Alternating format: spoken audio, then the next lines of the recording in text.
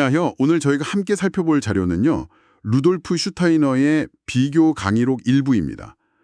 여기에는 신화, 상징, 그리고 인류 진화에 대한 상당히 심오한 통찰들이 담겨 있어요. 네, 정말 흥미로운 내용들이 많죠.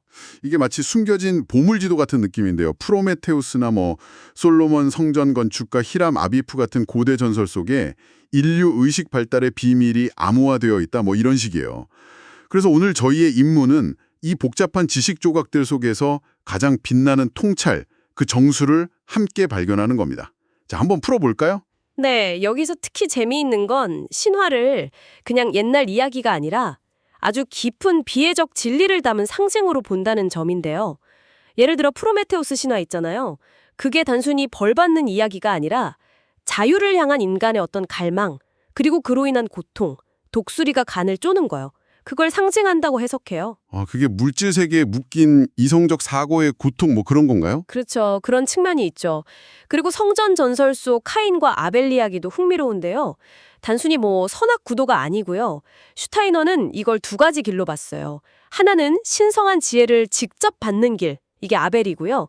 다른 하나는 인간 스스로 노력해서 예술이나 과학 같은 걸로 지혜를 얻는 길, 카인의 길이죠.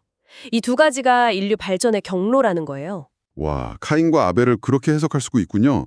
그럼 고대 드루이드 사제들이 니벨하임 같은 이야기를 전한 것도 그냥 민담이 아니라 다른 목적이 있었다는 거네요? 네, 맞아요.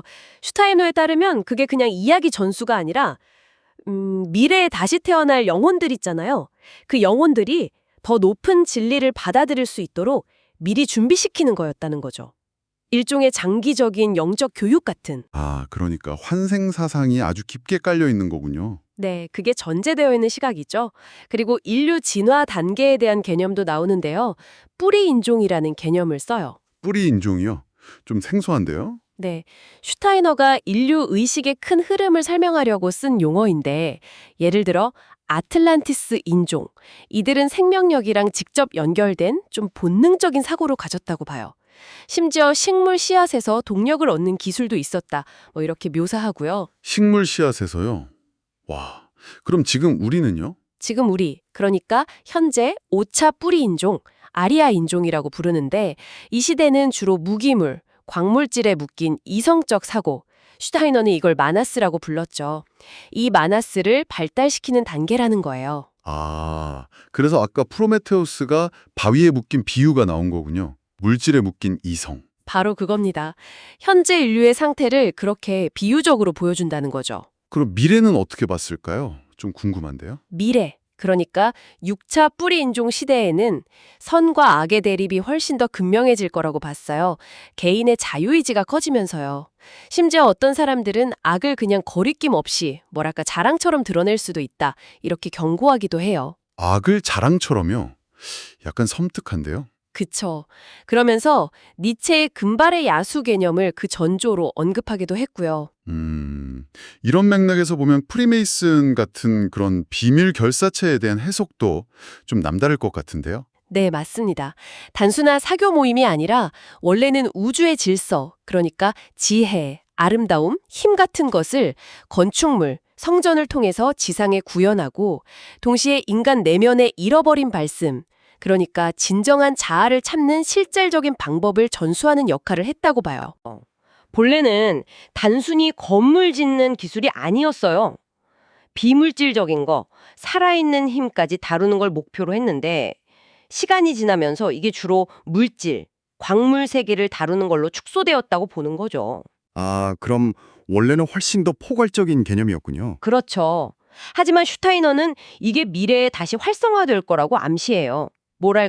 원자 구조를 이해하고 생각의 힘으로 물질을 다루는 시대가 올 거라는 예측하고도 연결이 되고요. 생각의 힘으로 물질을?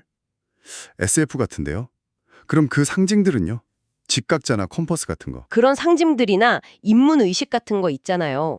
견습생 입문할 때 금속 소지품 다 빼고 가슴에 칼을 겨누고 이런 게 그냥 형식이 아니라 자연의 진리나 내면 성찰과 연결된 아주 깊은 의미가 있다고 해석하는 거죠. 그렇군요. 결국 이 모든 이야기들이 가리키는 핵심은 뭔가요? 결국 핵심은 이거 같아요. 그냥 바깥 지식만 쌓는 게 아니라 내면 작업, 뭐 명상이나 요가 같은 걸 통해서 우주의 원리를 내 몸으로 직접 느끼고 체화해야 한다는 거죠. 그리고 개인적인 이기심을 넘어서서 객관적인 창조. 이게 바로 잃어버린 성전을 다시 짓는 일인데 여기에 기여하는 게 인류 진화의 길이다. 그리고 우리 각자의 생각이나 행동 하나하나가 눈에 보이지 않는 세계에 영향을 미치면서 미래를 만들어간다. 뭐 이런 관점인 거죠. 네, 오늘 쭉 살펴본 것처럼 슈타이너의 관점은 우리가 보통 아는 역사나 신화, 그 너머에 인류의 어떤 영적인 진화, 또 잠재력에 대한 다른 차원의 이야기가 숨어 있을 수 있다. 이런 가능성을 보여주는 것 같습니다. 고대 신화부터 프리메이슨 상징, 또 인류 진화론까지 모든 게 결국 인간 의식의 발달이라는 큰 그림 아래 연결되어 있다는 시각, 참 흥미롭네요. 네. 그래서 이런 숨겨진 지식의 흐름 같은 걸 이해하는 게 어쩌면 여러분 각자의 자기 개발이나 또 우리가 사는 사회의 미래를 보는 시각에 어떤 새로운 질문을 던져줄 수 있지 않을까 한번 생각해 보시는 것도 재미있을 겁니다. 네, 오늘 탐구는 여기까지 하고요. 다음에 더 깊은 이야기로 돌아오겠습니다.